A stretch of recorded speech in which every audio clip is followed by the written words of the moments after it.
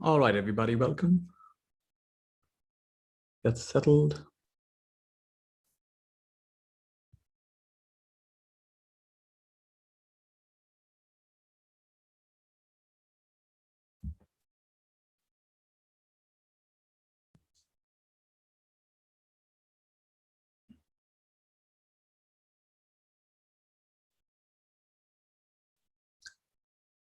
For most of you, I think it's nighttime. Some of you may be in different time zones. And there is a natural silence that's present, more accessible to us when it's nighttime. At any point of time, there is a natural silence that's always there. And the capacity to defocus our gaze, defocus our attention,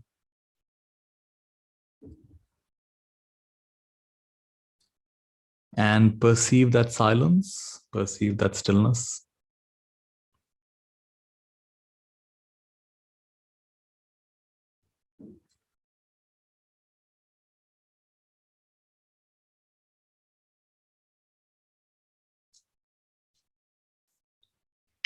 In the yogic traditions, they talk about the opening of the third eye. The third eye is not a physical eye, but it's an eye that adds another dimension to what we perceive with two eyes. And that's an unseen dimension.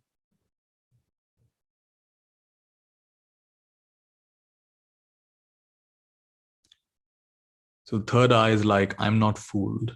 I'm not fooled. I'm not fooled by just the sensory information that's coming.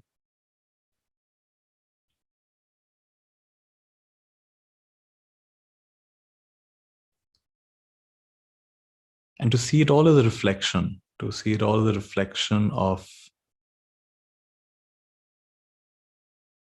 ourselves, actually.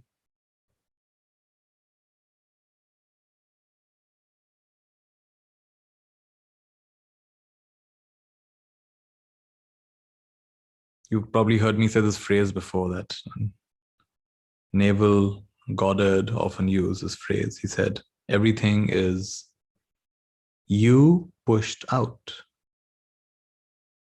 Everything is me pushed out.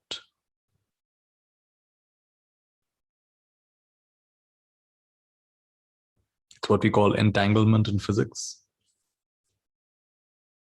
It's not as separate or disconnected as it might appear. It's thoroughly connected. Everything is me pushed out.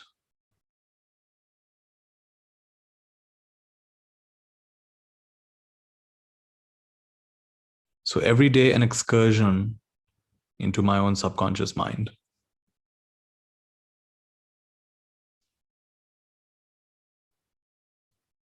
Like if you watch that movie Inception, where they're going dream within dream within dream.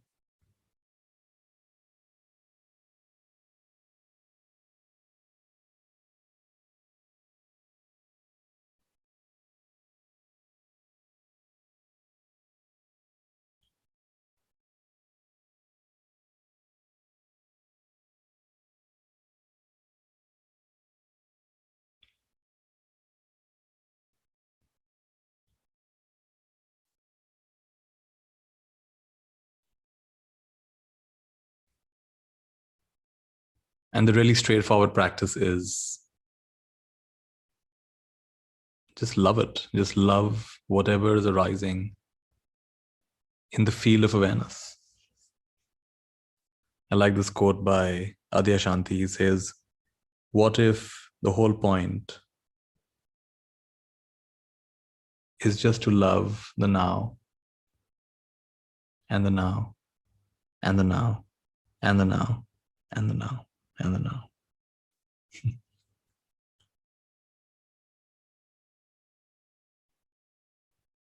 And as we know, love represents a totality, right?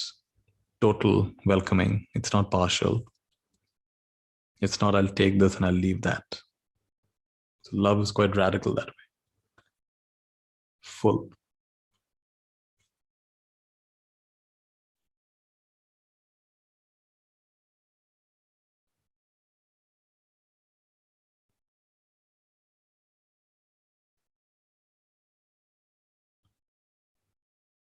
Anything I deny love, anyone I deny love, any time I deny love, I deny myself the experience of love.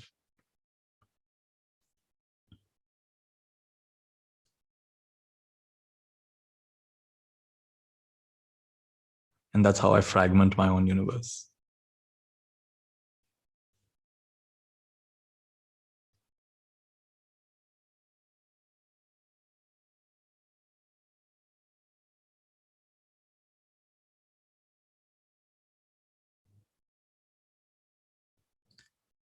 Just allow a heart activation and effortless flow of heart energy, bathing this moment.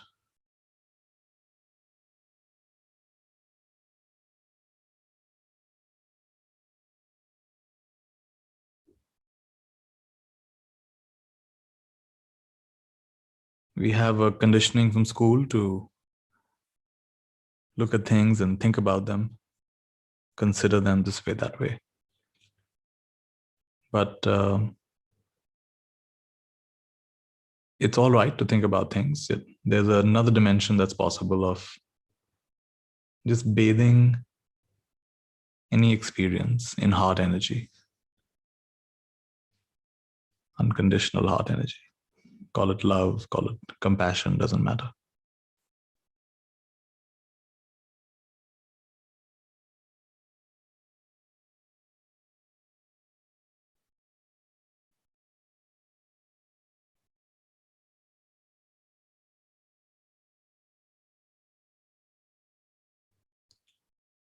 And just a continuous stream. It's a continuous stream of giving.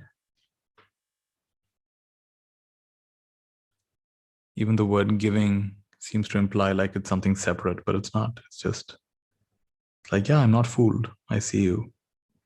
I see you as a reflection. I see you as a continuation, a continuum, extension of me.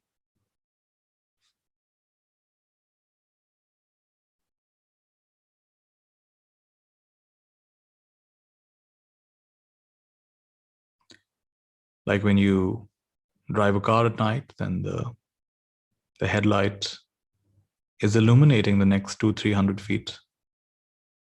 It's bathing the next 200-300 feet in light. And the car keeps going like this.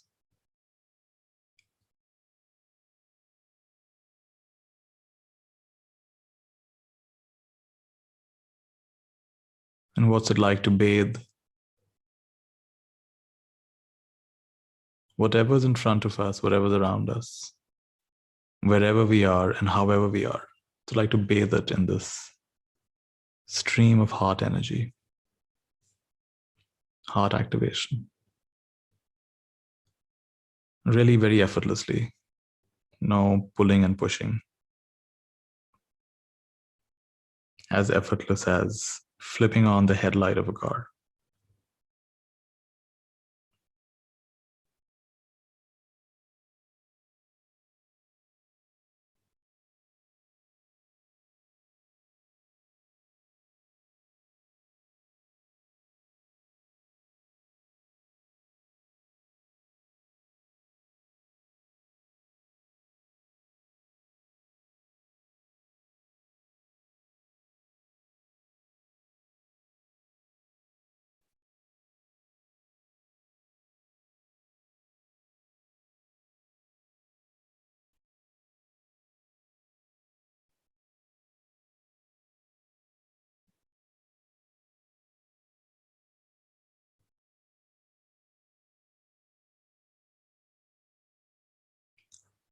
It's really tangible, we're used to touching things and feeling things and seeing things and hearing things. That's tangible. This is no less tangible. In some ways, it's more tangible. It's giving you access to,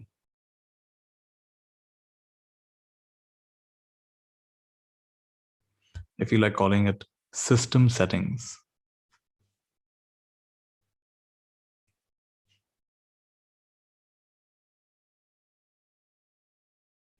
Like certain phones allow you to tweak different, deeper layer of settings. Certain unlocked Android phones or Apple phones or whatever brand you use.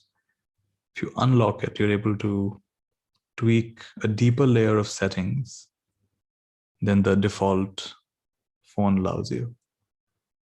So the stream of heart energy is giving you access to a whole new set of features and settings.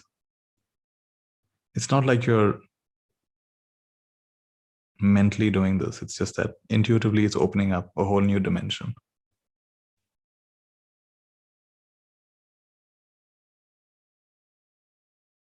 One of the Sufi masters talked about how he could just be pleasant and receptive. But if needed, he could like press a button almost. And it would just make the person in front of him cry.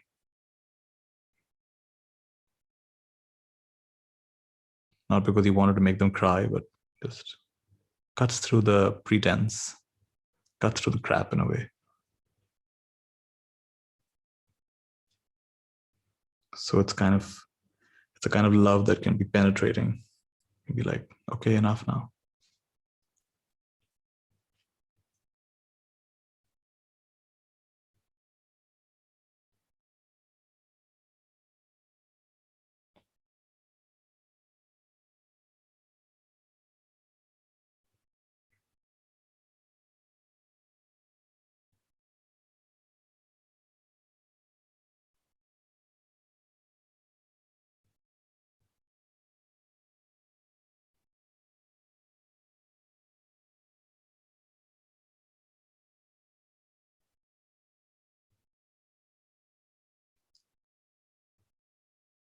So it's like you're a lighthouse of source energy or heart energy.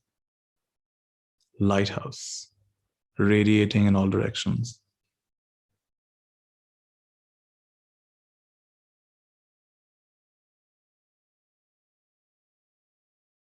Everything is me pushed out.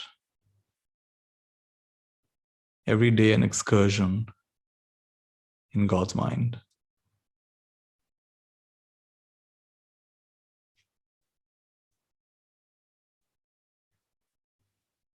Illuminating everything with this heart energy.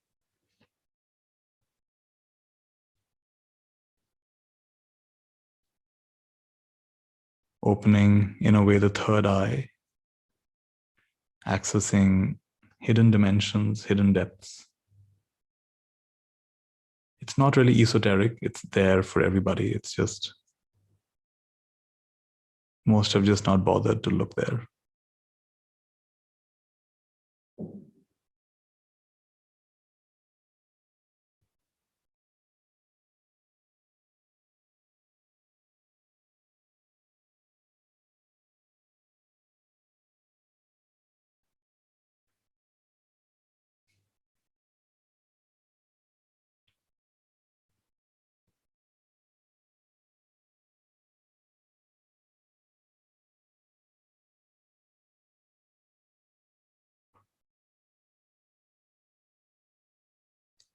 Super accelerated evolution. Super accelerated ascension.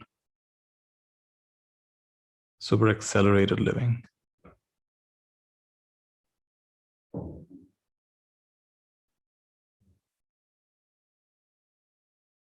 Why super accelerated?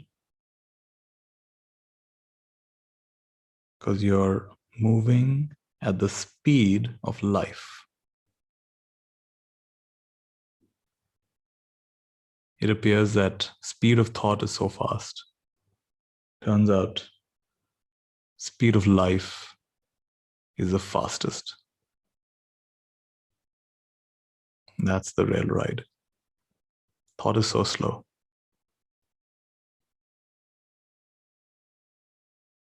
Which is why you never have to feel you'll be gullible or you'll be taken advantage of. You can't, because you're moving 100 times faster than even the most masterful manipulator.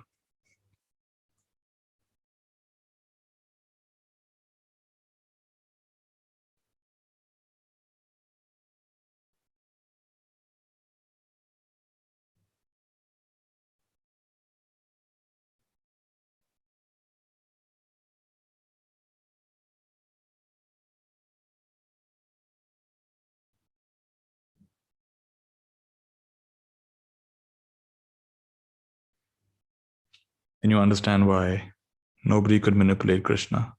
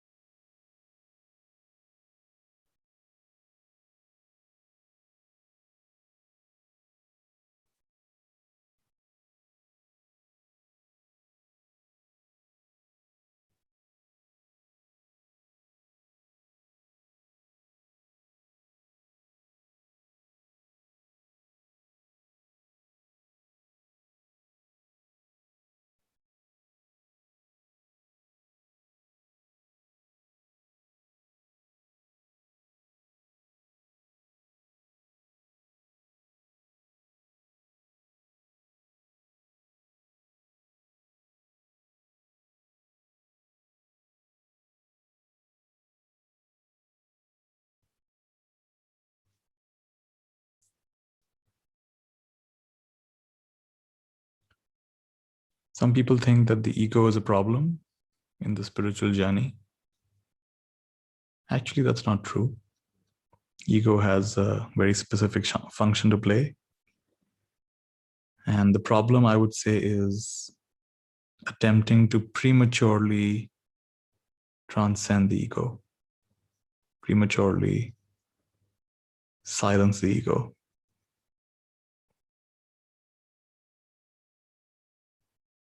So, in my understanding, we need a healthy ego, healthy functioning ego.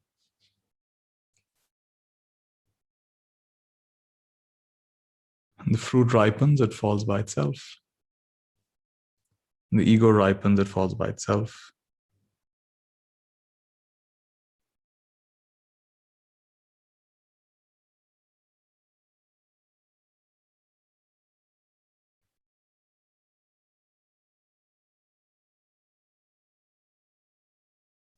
It ripens by a radical acceptance of ourselves exactly the way we are. Radical welcoming, radical appreciation, radical forgiving,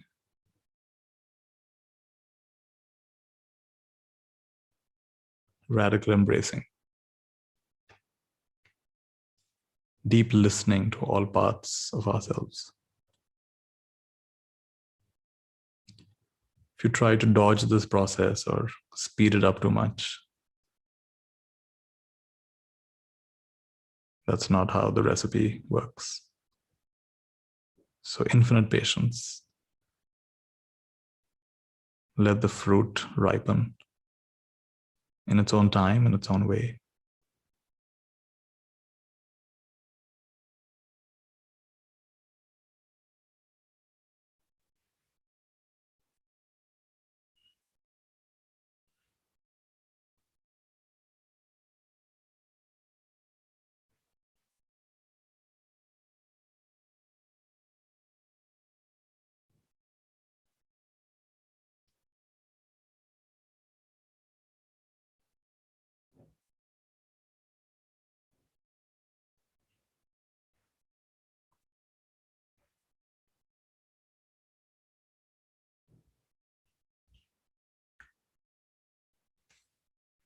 Raise the volume of your love.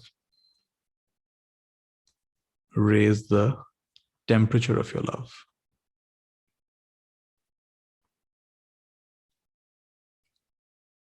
Raise the volume of your silence.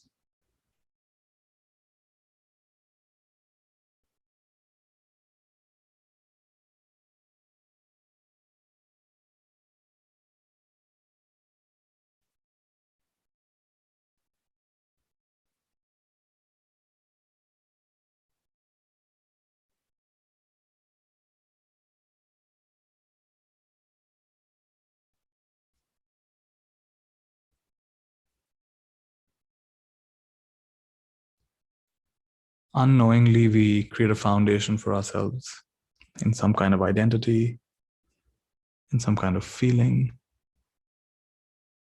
in some notion of stability.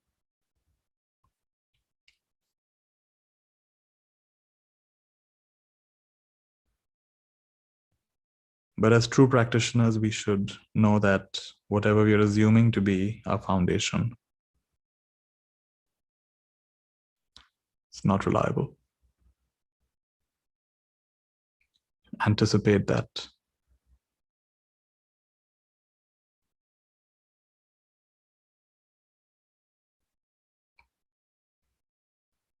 And then look for a deeper foundation, truer foundation. Do this before life forces you to do so.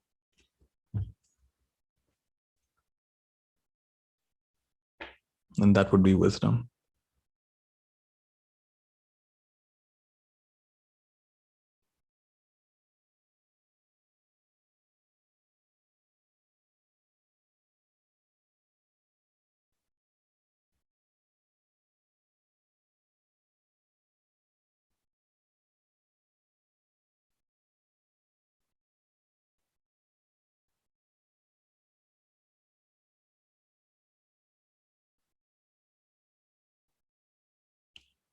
Whatever you believe to be your foundation, if it has any kind of quality of arising and passing,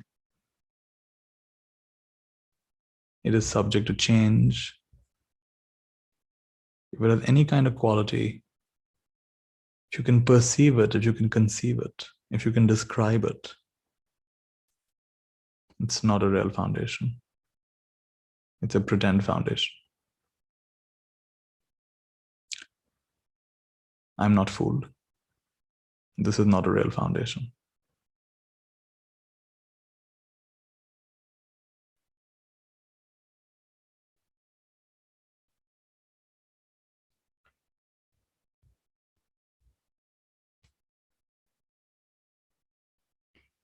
I remember this exchange in the book I Am That, where Nisargadatta Maharaj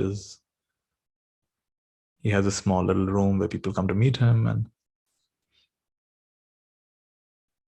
somebody notices he's sitting on a tiger skin.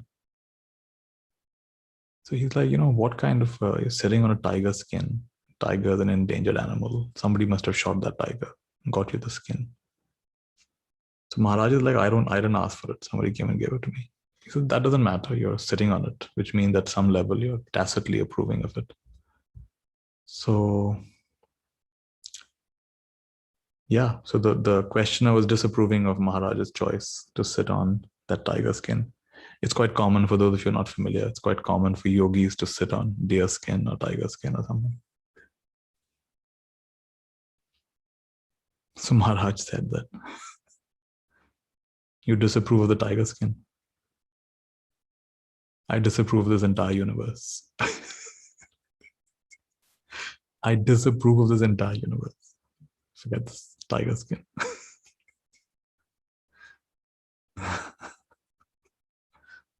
Talk about putting the ground from under your feet.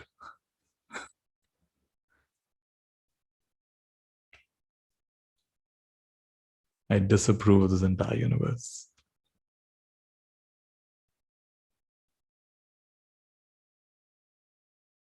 Uninvited, it's come. Unannounced, it'll go.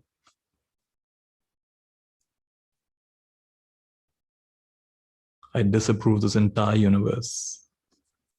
that has superimposed itself on me.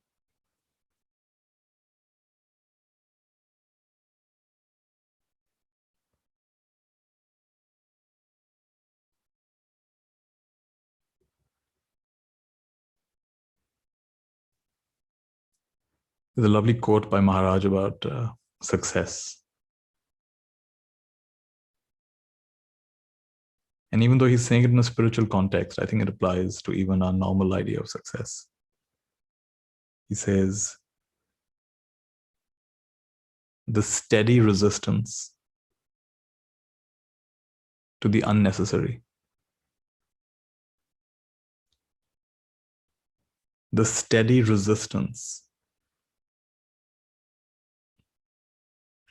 to the unnecessary is the secret of success.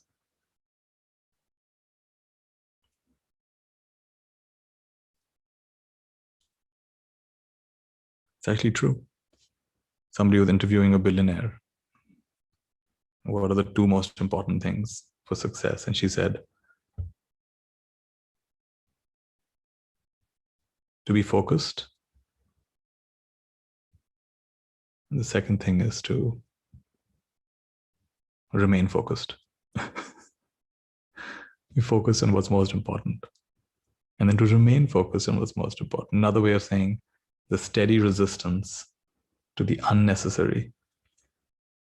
The steady resistance to the unnecessary. Normally resistance has a negative connotation. But in this case, it's the resistance to the unnecessary is the secret of success. Or like Stephen Covey says, it's easy to say no when there's the deeper yes burning inside. It's easy to say no when there's a deeper yes burning inside.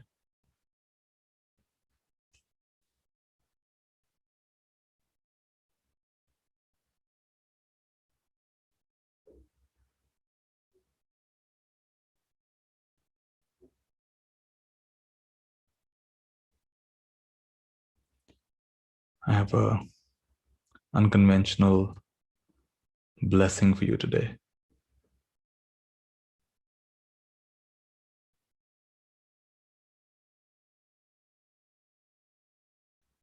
You get really good at saying no. You get really good at saying no. You get really good at disappointing a lot of people. You steadily resist the unnecessary.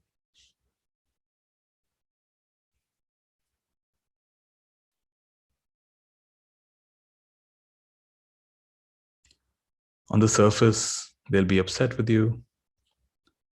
But deep down, they'll actually respect you.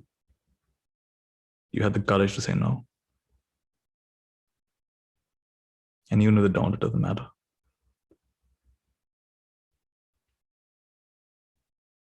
The steady resistance to the unnecessary is the secret of success, both spiritual success and material success. It's easy to say no when there's a deeper yes burning inside. Get really good at saying no.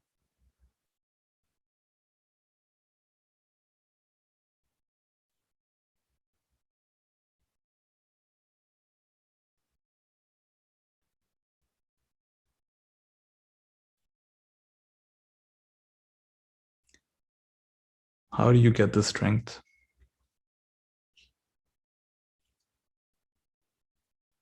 You shift from overthinking into activating the heart. Heart is your compass.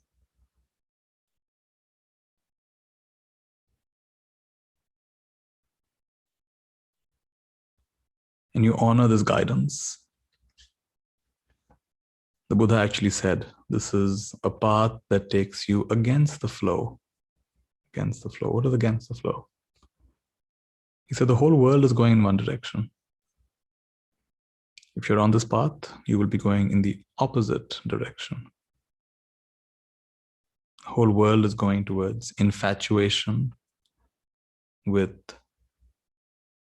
sensory experience.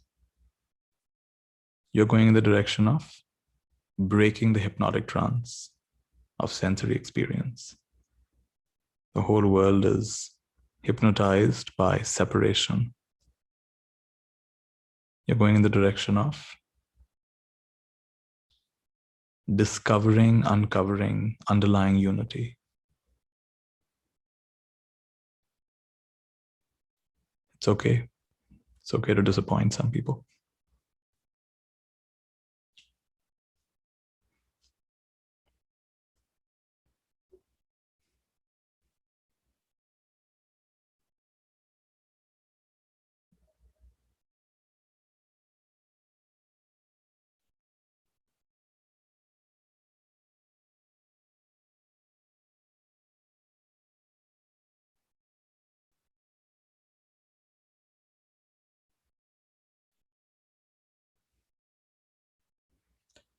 I think Gandhiji said that first they will ignore you, and they'll laugh at you.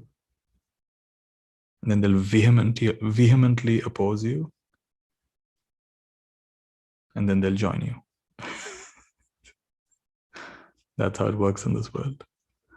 First they ignore you, then they laugh at you, make fun of you. Then they vehemently oppose you. And then they grudgingly, inevitably join you. But you have to have the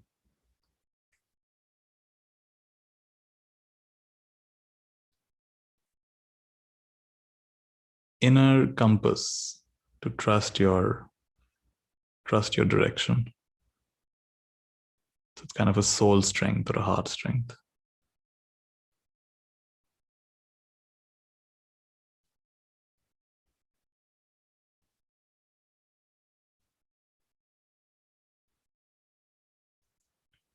So it's like the opposite blessing of a people pleaser. You know? The one who disappoints the most people wins.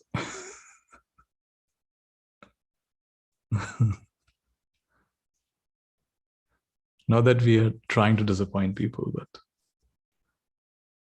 we are keen to remain true to ourselves. And that's to be yourself in a world that's trying its hardest day and night to make you everything else is to fight the hardest battle anyone can fight and never stop fighting. I think it was Eric Berne who said that.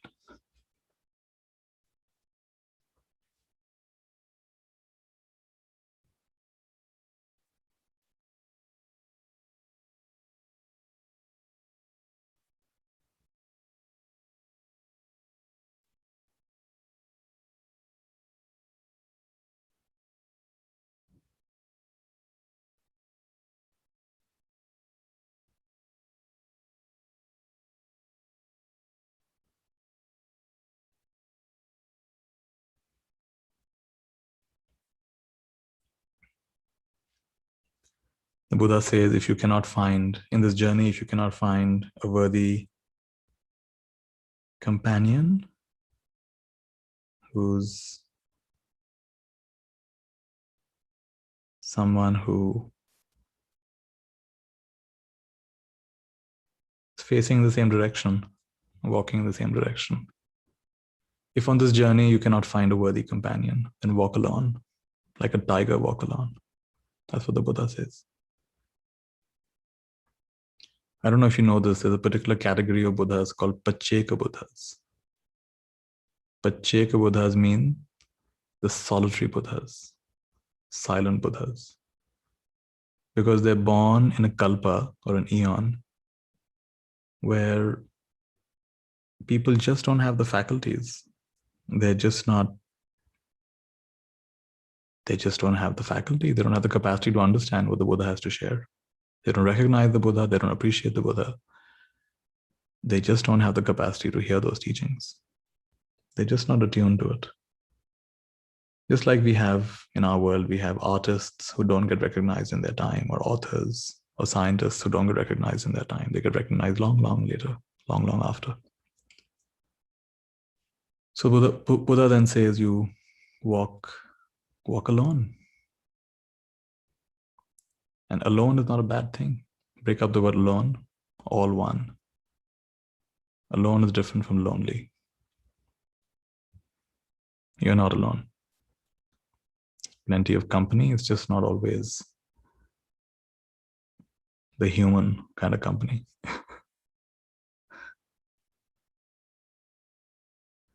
Some of my teachers live deep in the forest. They just come to get their food to the village.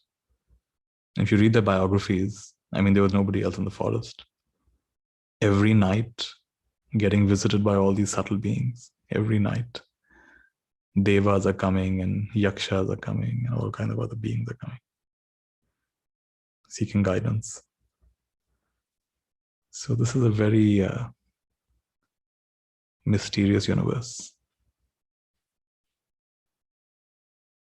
But the mystery will only reveal itself if you're brave enough to step out of your history. If you're infatuated with your history, then you have to live in that conditioning. Then you'll be living in a small room. And that may be okay.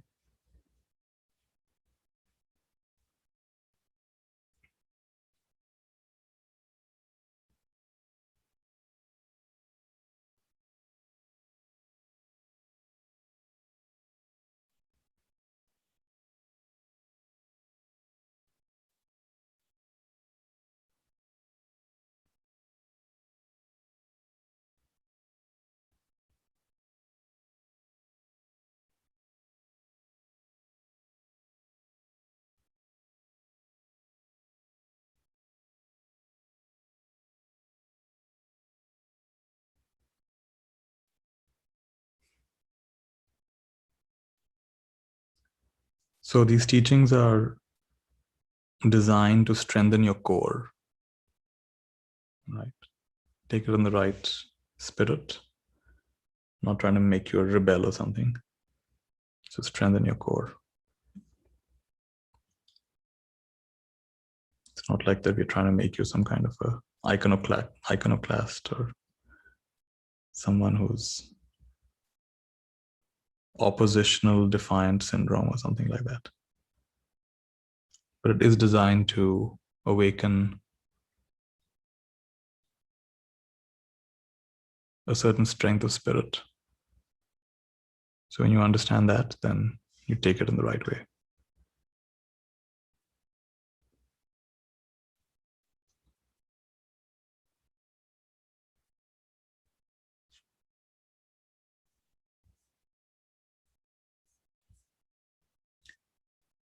Good. Very nice. So not bad. Some of you were with me. We had an all-day session today, 7 a.m. to 7 p.m. And then we also had a community call where some of you joined. That's a pretty big marathon. So give yourself a pat on your back.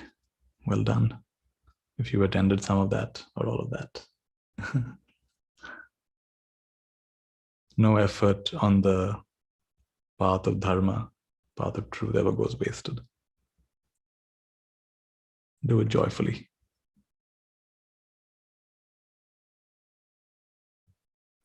All right, everybody. Take rest. Be well. Good night.